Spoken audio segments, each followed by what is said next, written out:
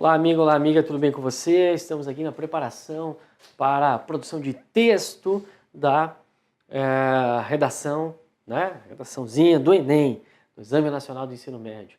Um dos pontos importantes, como eu tenho sempre falado para vocês, da produção de texto é a leitura. Não tem como você produzir bons textos se você não ler bastante, né? E ter um conhecimento. E também já disse na questão dos direitos humanos e do respeito a eles e dos temas transversais dos PCNs aí. Então vamos pensar agora na questão do meio ambiente. Então, hoje eu vou fazer uma aula temática aí do meio ambiente, que é um assunto muito importante. Primeira coisa, eu tenho um levantamento aí com questões de vestibular, como eu mostrei para vocês na prova do Enem lá de 2000 para cá. Eu fiz isso com várias instituições, né, importantes do país aí, as federais e tal. Eu fiz o levantamento de mais ou menos, na verdade, mais de 200 propostas de redação. Dessas 200, o assunto que mais cai, disparado, é meio ambiente. Um assunto muito, muito importante. Então, a gente precisa saber falar de meio ambiente. Por quê? Entre outras coisas, porque ele é um dos temas transversais. Dá uma olhada aqui no quadro, primeiramente, eu vou colocar alguns pontos aqui para vocês. Então,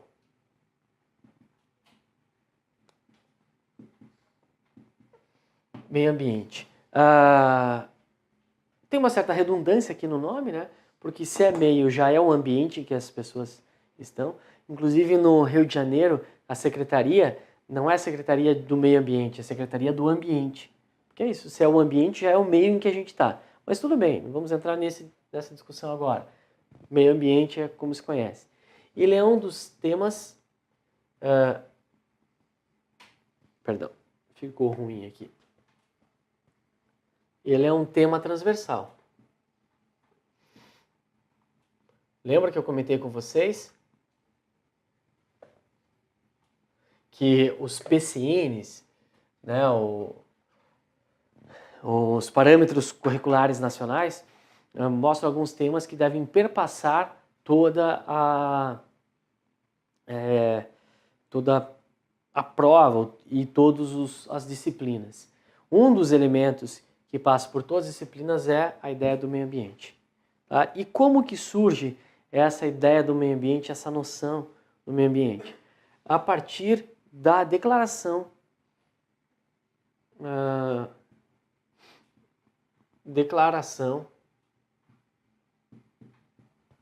dos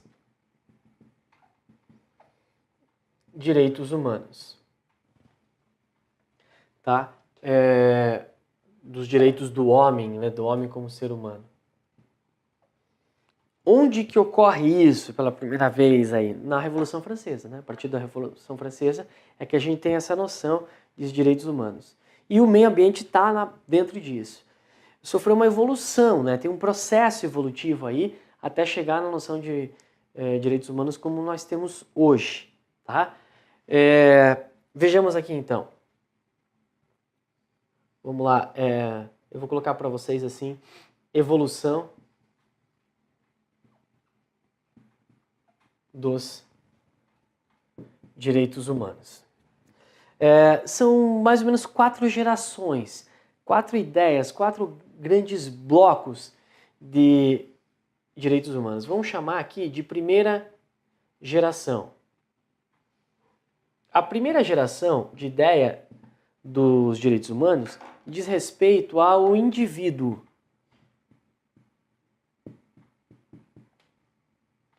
A própria pessoa. Tá? Então, as noções de propriedade, segurança, tá? Isso é a primeira noção dos direitos humanos. De quando é? Mais ou menos da década de 40. Tá? Da década de 40 é isso.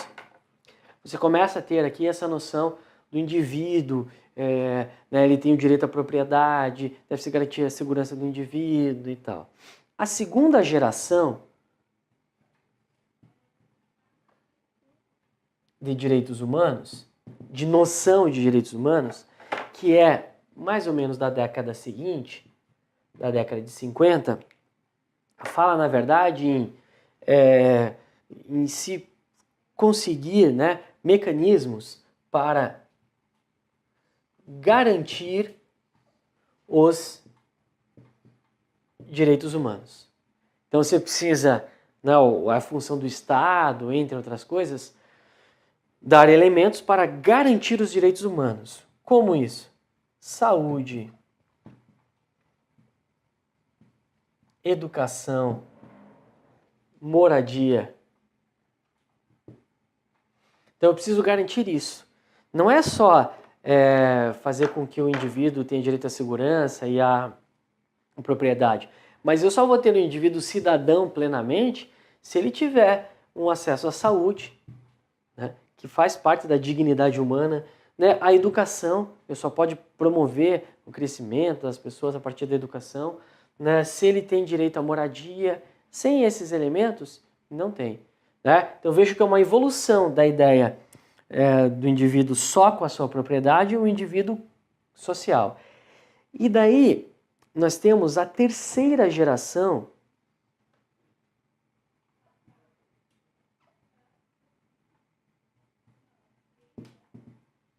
de noção dos direitos humanos, que é da década de 60, daí, que fala do direito coletivo, né? Então, direitos coletivos e mais difusos, como, por exemplo, a paz e o meio ambiente.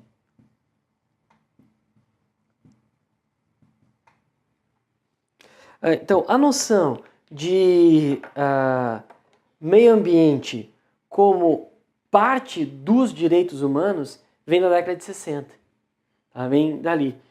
E passa a ser essa noção dos direitos coletivos, difusos. Agora não é mais só o indivíduo. Aqui é só o indivíduo, a propriedade dele é a segurança dele. Aqui já é mais social, saúde, educação. Aqui já é um desejo difuso, né? Algo que parte de toda a sociedade. Todo indivíduo tem direito à paz. Puxa, garantir a paz é algo complexo, né? Não é algo só pontual, assim. O meio ambiente. Puxa, o meio ambiente passa a ter outra noção, né? Passa a ter uma noção de que a preservação ao meio ambiente passa a ser algo importante para o indivíduo mesmo. A gente vai ver uma entrevista ali com uma ambientalista em que ela fala dessas coisas, né? Qual que é o ponto importante aqui? Começa a se pensar na preservação do meio ambiente. Quando eu falo década de 60, você vai pensar, pô, mas meu avô... Cara, aqui começa o debate. É daqui que surge a noção. Se a Declaração dos Direitos Humanos vem da Revolução Francesa e até hoje a gente tem tortura e trabalho escravo, isso mostra que as coisas não acontecem automaticamente. Né? Por exemplo, sustentabilidade, desenvolvimento sustentável, sabe de quando é? De 92. Foi em 92 cunhado esse termo. E a gente viu na década passada e nessa década isso mais forte. Portanto, a coisa começa em um momento e só vai depois. Outra coisa, antes disso, o meio ambiente não era preocupação dos indivíduos. Tá? Para resumir para vocês numa imagem, assim, árvore derrubada era sinal de prosperidade. Resumindo, era isso. Mas como, professor? Era isso. Porque para que serve floresta? É mato. Para que mato? Vamos derrubar tudo e vamos construir indústria, dar emprego para as pessoas e tal. Qual que é... Até hoje a gente tem noção. Qual que é a noção, por exemplo, de prosperidade de uma cidade que seja boa, assim, que tenha oportunidades? Uma cidade com muito trânsito, sinaleiro, prédio e tal, pô, parece que essa cidade tem oportunidade. Agora, se é uma cidade assim que não tem trânsito, só tem casa pequenininha e um monte de árvore, então você não imagina isso, você não entende isso como sendo uma uma cidade próspera, em que as pessoas podem ficar ricas, ganhar dinheiro e tal. Então, na verdade, é isso. Primeiro se entendia, antes disso aqui, o meio ambiente até como um entrave. Vamos derrubar a floresta para criar pasto, para criar plantação, para dar espaço para a indústria. Essa era a noção que se tinha de prosperidade, né? Vamos fazer isso. Ou criar até moradia. Depois, a partir daqui é que começa a se ver o quê? Se eu não cuidar do meio ambiente, essa prosperidade é momentânea, né? Não vai durar e vai causar muitos problemas. Então, se eu, por exemplo, derrubar a mata na beira dos rios, isso vai causar enchente para mim, porque dá o assoreamento do rio. O assoreamento e cria enchente. Então isso é ruim. Eu preciso preservar aquelas árvores. Se eu derrubar tudo e plantar até lá, eu ganho dinheiro num ano. Mas depois de um tempo, se todo mundo fizer isso, vai ter uma enchente e eu perco tudo. Então eu mantenho essas árvores também pensando na grana que eu vou manter. Eu vou preservar isso. Aqui, de novo, lembra que eu falo para vocês que de língua portuguesa é só a língua em que a gente escreve o texto, de mais a mais são outras disciplinas? Então, aqui é o caso, tá? A gente vai falar de meio ambiente, biologia, química, geografia, são outras disciplinas. E daí só para constar aqui, na década de 90, surgiu a noção da quarta geração de conceitos de direitos humanos, que daí diz respeito a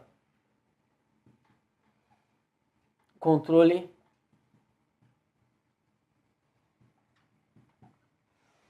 da tecnologia. Então aqui entra a questão de transgênico. Né? Com um alimento transgênico eu posso produzir muito mais alimento em determinadas condições. Eu posso mexer geneticamente lá no feijão e fazê-lo ficar resistente a uma determinada praga. Eu produzo muito mais. Agora, será que esse controle genético não tem um malefício para o cidadão, para o indivíduo? As pesquisas hoje ainda não são conclusivas nesse sentido. Então, esse debate, né, esse embate na questão do meio ambiente, né, o controle da tecnologia, passa a ser uma preocupação também dos direitos humanos. Então, o cara tem direito a não consumir isso. Ou a tecnologia também como tecnologia da informação, né, a questão de privacidade, público e privado, a gente viu isso, que caiu na prova do Enem já. Então, esses são os elementos, as noções da declaração, da evolução dos direitos humanos. O que vai nos preocupar nessa aula de hoje é isso aqui, ó, né, essa terceira geração, que são os direitos coletivos, especialmente o meio ambiente. Deixa eu apagar aqui para colocar outro ponto importante para vocês, que é o que aconteceu, alguns protocolos, assim, né? Alguns encontros. Então, a partir da década de 60, começou-se a promover alguns encontros, né, para debater alguns pontos de meio ambiente. O primeiro grande encontro é de 1972, que é o encontro de Estocolmo.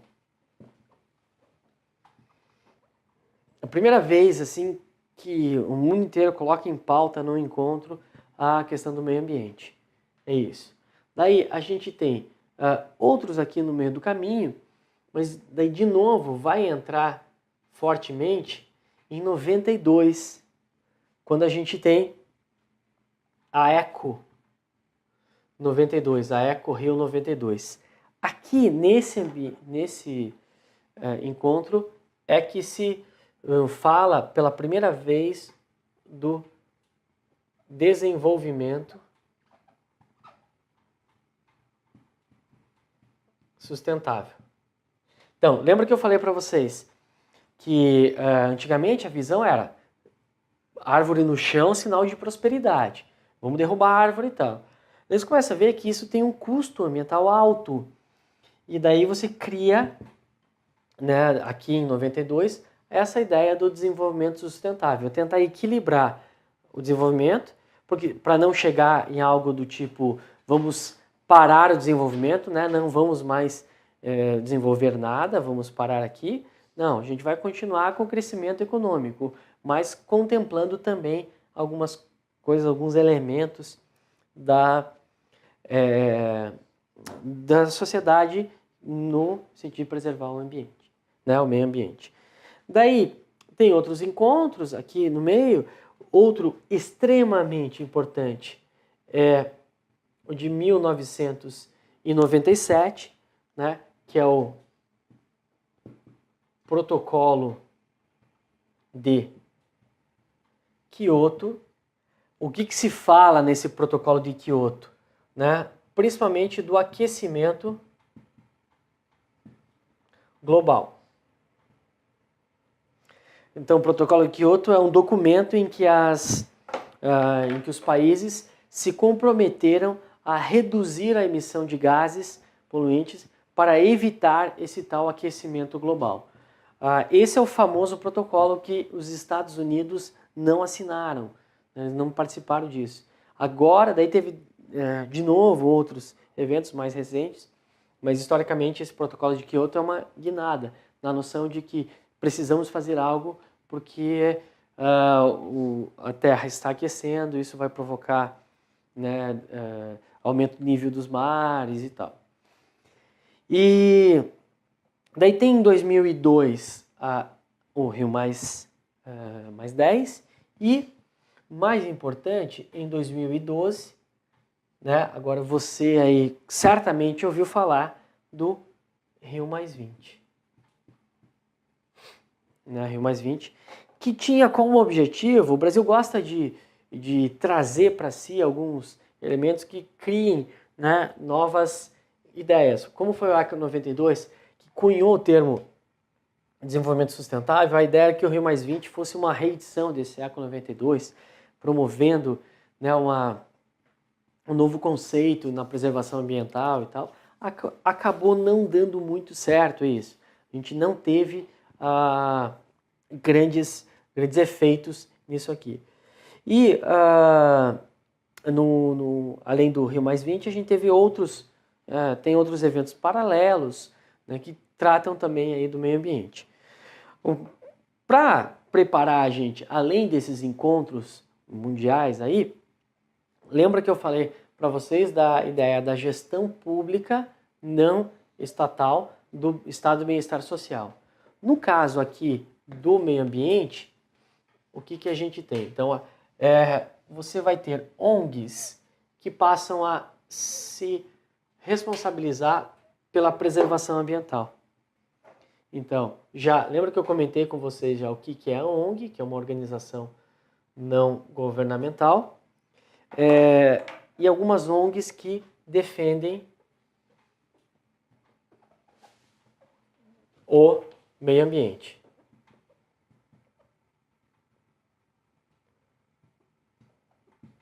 Tá bom? No mínimo, o ideal é você saber alguns nomes dessas ONGs. Tá? Bom, eu acho que uma que todo mundo já ouviu falar é a do Greenpeace.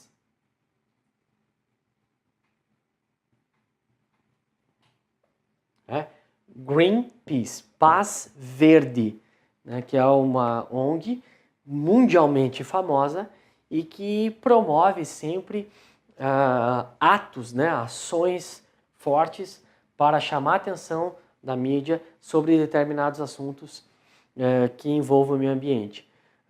Para nós brasileiros, um dos casos que mais repercutiu aí nos últimos meses, no último ano, foi o caso de uma brasileira, né, que é ativista do Greenpeace, que foi presa na Rússia. Ficou vários meses presa na Rússia por conta de ter invadido lá uma plataforma de petróleo na Rússia. Então eles fazem isso, eles vão lá, tentam invadir, fazem algumas coisas. Outro caso na defesa do Código Florestal, né? Na revisão do novo Código Florestal, que eles promoveram aquela campanha, não sei se vocês se lembram, do Veta Dilma, então Veta Dilma e tal. Eles fazem campanhas contra o desmatamento, campanhas contra o uso da carne, enfim. É um grupo ativista bastante forte aí. Uma ONG do Brasil, né, muito famosa no Brasil, é a SPVS, mais famosa especialmente no sul do Brasil, que trata da Sociedade de Proteção da Vida Selvagem. E você tem aqui, então, essa preocupação ambiental também.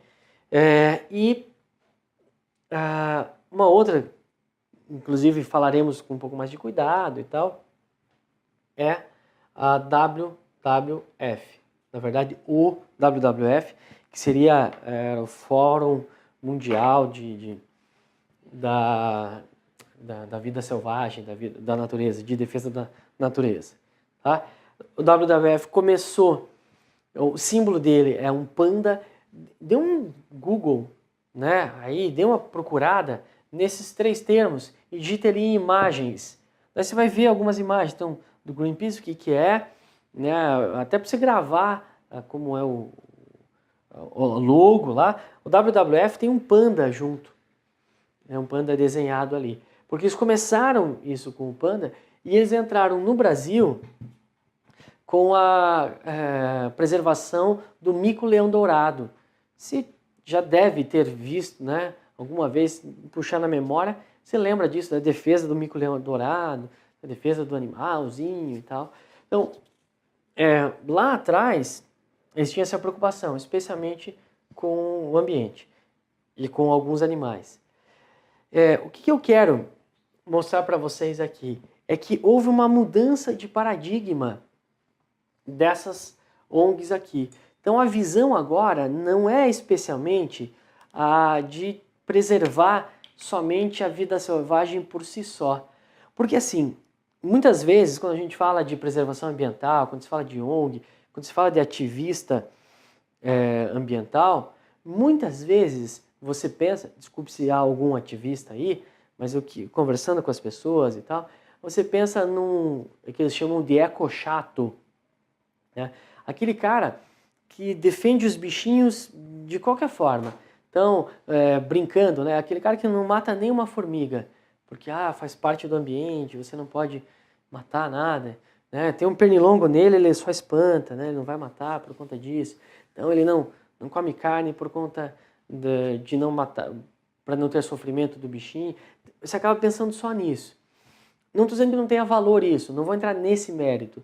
A questão é que o grande pensamento hoje das ONGs que defendem o meio ambiente, né, especialmente a WWF, que vai ser o grande ponto do nosso debate aí nessas próximas 2 aulas, a aula de hoje e a aula que vem, que eles saem do indivíduo, saem do animal e focam no indivíduo.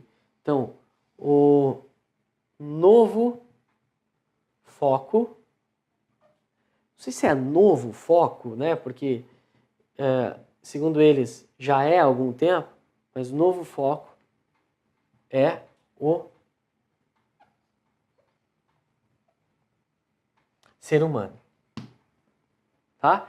Então, dentro dessa visão nova, e que daí a gente vai procurar dizer que ela seja menos caricata, que ela não seja aquilo que eu sempre falo, vamos tentar derrubar a melhor tese do nosso oponente, não uma tese caricata dele, uma brincadeirinha sobre ele. Então o foco agora é o ser humano. E o próprio indivíduo.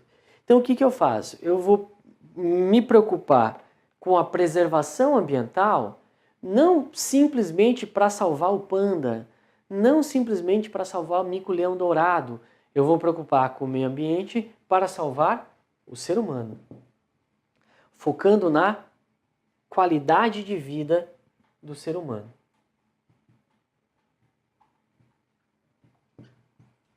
Então, se eu não tiver, por exemplo, áreas verdes numa cidade, isso vai causar problemas respiratórios, por exemplo. O excesso de poluição, né, vai causar problemas respiratórios nas pessoas, problemas de qualidade de vida. Se eu não, se houver o desmatamento desenfreado, problemas com chuvas, com erosão, com assoreamento de rios, isso vai causar falta d'água. Então, falta desse recurso natural. Portanto, o foco do meio ambiente hoje é o próprio ser humano. Não é mais aquele cara. Eu tenho amigos assim que são ambientalistas, né, daqueles mais ferrenhos, assim, que daí eles, vou citar um exemplo, né, o meu primo meu, né, acabou de ter um filho, no chá de bebê do filho dele, ele pediu para ninguém dar fraldas, porque ele vai usar somente fraldas de pano, né? O meu primo e a esposa são biólogos, ambientalistas, eles são contra a fralda descartável por conta do lixo, quantidade de lixo e tal. Então, essas são posições que eu acho até interessante e são mais radicais, porque, né, mexe diretamente na vida do indivíduo ali e tal. Mas não é disso que a gente está falando, ou não é só disso que a gente está falando, ou essa não é a principal foco. Então, vamos lá, não vou usar a fralda descartável, por quê? Porque o excesso de lixo em algum momento vai voltar contra o indivíduo. Né? Eu não vou desmatar, por quê? Porque vai causar seca e tal, vai voltar contra o indivíduo. Então o foco é esse, é qualidade de vida, é o indivíduo. E essas ONGs, então algumas, né, a Greenpeace seria um pouco mais radical, WWF seria um pouco mais comedida, mas ambos hoje defendem algo falando que precisamos fazer alguma coisa. Então, haveria uma proposta, especialmente a WWF, de um diálogo com o capitalismo, não uma recusa total, e para que a gente possa promover uma visão harmoniosa, uma situação harmoniosa do ser humano dentro do planeta Terra. Porque, de certa maneira, o que a gente pensa para alguns ambientalistas é que parece que eles defendem somente os direitos dos animais e os direitos dos indivíduos daí não há nenhum. Então eu não posso matar, não posso fazer nada com animal nenhum porque eu tenho que deixar ele livre e o ser humano vai ter que arcar com isso. Não é essa visão de uma preocupação com o meio ambiente mais moderna. A preocupação com o meio ambiente de forma mais moderna é o ser humano, os demais animais e tudo, tem que ter uma visão harmoniosa. Então, se tem um animal que atrapalha demais, né, podemos controlar isso. Né? A gente não pode ter somente aquela visão de que vamos invadir todos os laboratórios, acabar com todos os bichos que sofrem e tal, porque isso pode ter um efeito para o ser humano. Mas esse é um outro ponto que a gente debate de maneira cuidadosa, né, na aula que vem. Beleza? Forte abraço, bons estudos, até a próxima aula.